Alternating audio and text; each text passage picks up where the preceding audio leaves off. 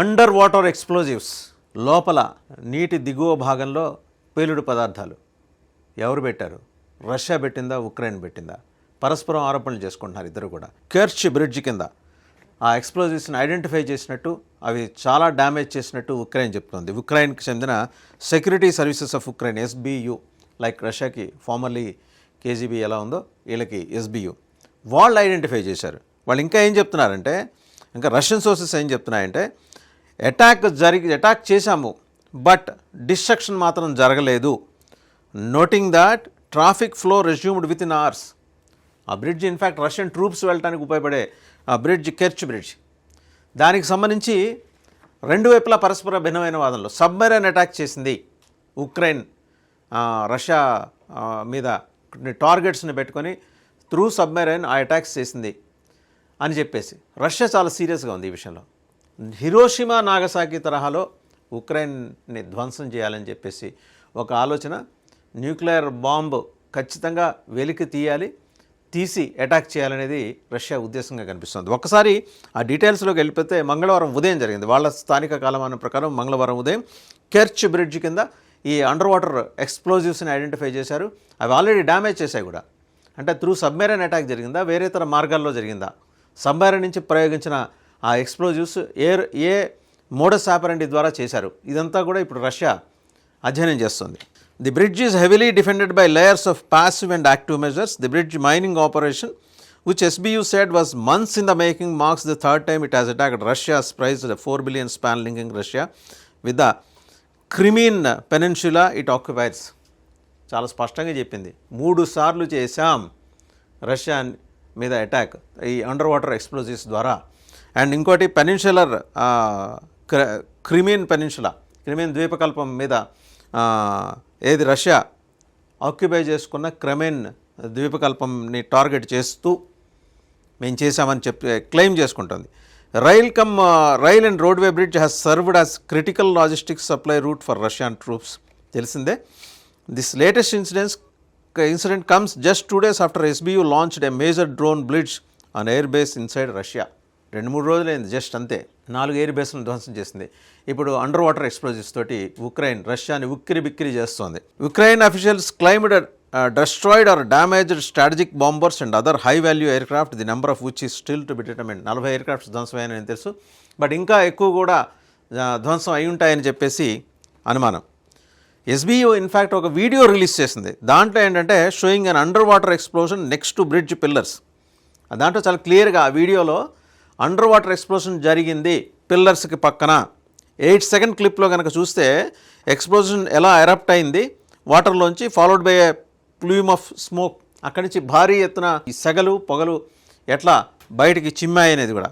However it does not show weather any damage was caused. The security agency also released a still picture sowing a damaged God rail damage అయిన ఒక still picture, video ఇవ్వలేదు, still picture ఇచ్చింది ఎస్బియు, అంటే security service of Ukraine like KGB. SBU did not say how it obtained the video, but it appears they may have access to the bridge's security CCTV feed. ఈ video ఎట్లా వచ్చిందనేది మాత్రం ఎస్బియు చెప్పట్లేదు. అయితే CCTV footage ఆధారంగా మేము సంపాదించామని మాత్రం చెప్తోంది. ఒకటి స్పష్టం, ఉక్రెయిన్ రష్యాని టార్గెట్ చేసింది, అన్ని వైపులా మార్గాలు మూసుకుపోయేలాగా ఎయిర్ బేస్లను ధ్వంసం చేసింది, 40 పైగా ఎయిర్క్రాఫ్ట్లను ధ్వంసం చేసింది, $7 బిలియన్ నష్టం. ఒకవైపు రష్యాని కనెక్ట్ చేసే కెర్చ్ బ్రిడ్జ్లో అండర్ వాటర్ ఎక్స్ప్లోజివ్స్ పెట్టి సబ్మరైన్ ద్వారా పేల్చే ప్రయత్నం చేస్తుంది, డ్యామేజ్ చేస్తుంది. అంటే రష్యాని డీలింగ్ చేయడానికి rest of the former erstwhile USSR తోటి, ఒకప్పటి వెనకటి యునైటెడ్ సోవియట్ సోషలిస్ట్ రిపబ్లిక్లో ఒక 10-15 దేశాలు కలిసి ఉండేవి. వాటన్నిటితో రష్యాని డీలింగ్ చేయడానికి ఉన్న అన్ని మార్గాల్ని రష్యాకి ఇప్పుడు ఓన్లీ ఆప్షన్ ఏంటంటే హిరోషిమా నాగసాకి తరహాలో దాడి చేయడం. చేస్తే ప్రపంచం ఊరుకుంటుందా? అమెరికా ఎలా రెస్పాండ్ అవుతుంది? అండ్ ఇంకోటి, చైనా రష్యాకి సహకరిస్తుందా? ఎందుకంటే చైనాకి రష్యాకి మిత్రత్వం ఉంది, సహకరిస్తుందా? మిత్రత్వం ఉన్నట్టు నేరుగా చైనా ఒప్పుకోదు, రష్యా అంగీకరించదు, కానీ వాళ్ళిద్దరి మధ్య ఆ ఫ్రెండ్షిప్ ఉంది. బట్ ఒకవేళ అలాంటి ప్రయత్నం కనుక చేస్తే భారత్ అంగీకరిస్తుందా?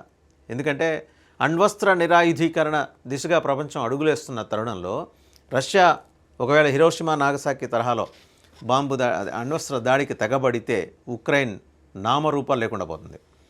అటువంటిది మరి అధునాతన ప్రపంచం ఆకాంక్షిస్తుందా అనేది కూడా ఇంకా SBU conducted a new unique special operation and struck the Crimean bridge for the third time, this time under water. మేం చేస్తున్నాం, ఏది సెక్యూరిటీ సర్వీస్ ఆఫ్ ఉక్రెయిన్ చెప్పింది, మేము రష్యా మీద రకరకాల దాడులు చేస్తున్నాం, అండర్ వాటర్ ఎక్స్ప్లోజివ్ దాడి ఇది మూడోది అని చెప్పి వాళ్ళు క్లెయిమ్ చేసుకున్నారు టెలిగ్రామ్లో.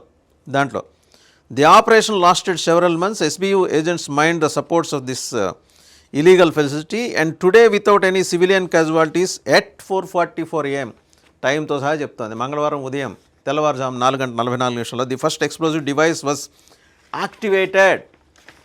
ఫస్ట్ ఎక్స్ప్లోజివ్ డివైస్ని మేము యాక్టివేట్ చేసాం మంగళవారం తెల్లవారుజాము 4:44 వీడియో కూడా రిలీజ్ చేశారంటే ఉక్రెయిన్ ఎంత దమ్ము ధాటితోటి ముందుకెళ్తుంది, ఉక్రెయిన్ వెనకాల వెస్ట్ ఉందని రష్యా చేస్తున్న ఆరోపణలకి చాలా బలమైన ఆధారం ఉన్నట్టుగా ఇక్కడ మనం గమనించాల్సిన విషయం. Under water supports of the peers were severely damaged at the bottom level, చాలా కిందగా బాటమ్ లెవెల్లో జరిగింది. 1100 kg of explosives in TNT equivalent contributed to this. దగ్గర 1100 కిలోగ్రాముల పేలుడు పదార్థాలను మేము అక్కడ పెట్టాం దాంట్లో అని ఎస్బియు చెప్తోంది. In fact the bridge is not in a state of emergency. Lieutenant general Vasyl Malyuk, SBU commander, ఆయన SBU commander lieutenant general Vasyl Malyuk, ఆయన ఏమంటారంటే he has personally supervised the operation and coordinated its planning.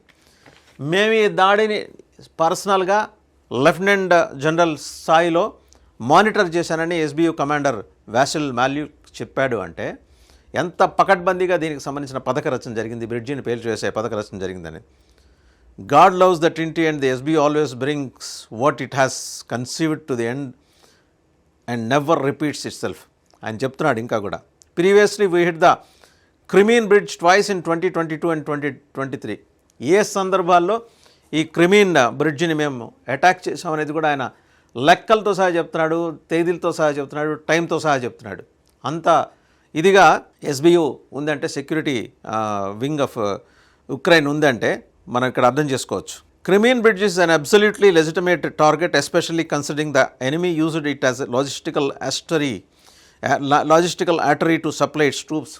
Crimean bridge అనేది లేకపోతే Russia తన బలగాలని తరలించలేదు. So మా target Crimean bridge Ukraine స్పష్టం చేసింది. ఇప్పుడు రష్యా ముందున్న ఆప్షన్ ఏంటి? Russia has to go for Hiroshima Nagasaki type of atomic bombing అనేది రష్యా ఆలోచన చేస్తుంది. దానికి సంబంధించి ఆయన already China premier Xi Jinping తోటి మాట్లాడినట్టు తెలుస్తోంది. కన్ఫర్మ్ చేయట్లేదు రష్యా, చైనా కూడా కన్ఫర్మ్ చేయదు. ఇంకా ఏమైనా కొంత డెమోక్రటిక్గా కన్ఫర్మ్ చేసే అవకాశాలు ఏమైనా ఉంటే రష్యా వైపు నుంచే ఉంటాయి. అండ్ రెండోది, the explosion is geolocated to the south eastern pylon for the section of the bridge where ships pass under on the Sea of Azov side. చాలా క్లియర్గా అండి ఎలా లొకేట్ చేశారు ఎక్స్ప్లోషన్ని కూడా అంటే, south eastern pylon geolocated to the south eastern pylon for the section of the bridge. ఆ బ్రిడ్జ్కి సౌత్ ఈస్టర్న్ పైలాన్ దగ్గర షిప్స్ పాస్ అయ్యే చోట, అంటే మొత్తం నౌకల రవాణాకి సంబంధించిన వ్యవహారం, అంటే టార్గెట్ చేశారు, కార్గో షిప్స్ని టార్గెట్ చేసి స్పెసిఫిక్గా చేసింది ఆన్ ది సీ ఆఫ్ ఎజోవ్ అని చెప్తున్నారు. Russian Bridge Authority, which claimed that the span had been temporarily closed due to inspection, said it reopened several hours later. ఇది గమనించే కొన్ని గంటల పాటు నిలిపేసి మళ్ళీ ఓపెన్ చేసాం రాకపోకల్ని. Motor vehicle traffic on the Crimean bridge has been resumed.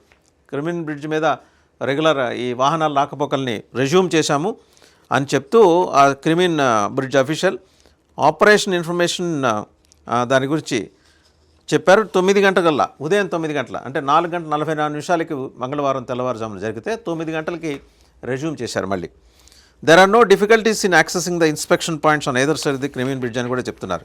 ఇక వాళ్ళు ఇక టెలిగ్రామ్లో ఇంకా ఏం చెప్తున్నారు అంటే, the support was inspected this morning, it was not damaged.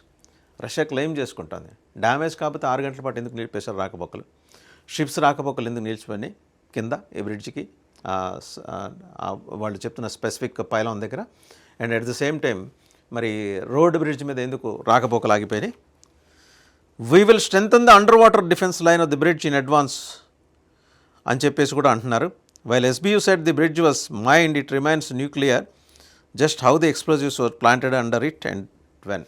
ఇక్కడ గమనించాల్సింది అంటే, బ్రిడ్జ్ కింద ఉక్రెయిన్ పెట్టిన ఎక్స్ప్లోజివ్స్ ఎలా పెట్టగలిగారు వాళ్ళు, అండ్ వాటి న్యూక్లియర్ సామర్థ్యం ఏంటి. నిజంగా న్యూక్లియర్ పవర్డా వాళ్ళు చేసిన అటాక్, కేవలం ఎక్స్ప్లోజివ్స్ తోటైనా, కేవలం వాళ్ళు చెప్తున్న 1100 కేజీల ఎక్స్ప్లోజివ్స్తో చేశారా? సమవ్ ఇదేంటంటే ఒక పెద్ద బిగ్ క్వశ్చన్ రష్యా ముందర ఉంది. రష్యా పూర్తి స్థాయిలో దాన్ని ఎగ్జామిన్ చేయలేకపోతుంది, ఇన్వెస్టిగేట్ చేయలేకపోతుంది. అండ్ ఉక్రెయిన్ టెక్నాలజికల్ అడ్వాన్స్మెంట్ మీద రష్యాకి బోల్డెన్ సందేహాలు వెనకాల అమెరికా ఉందని. సో ఇప్పుడు రష్యా వెనకాల చైనా రావాల్సిందే. అదే కనుక జరిగితే 2 భిన్న ధృవాలుగా ఏషియా, యురేషియా విడిపోయే అవకాశాలు ఉన్నాయి. రష్యా స్టాండ్ కనుక చైనా తీసుకునే పక్షంలో Bharat has to review it's relations with Russia అనే ఒక మాట కూడా డిప్లొమాటిక్ ప్లాట్ఫామ్స్ మీద వినపడుతుంది. ఏం జరుగుతుందో చూడాలి మరి.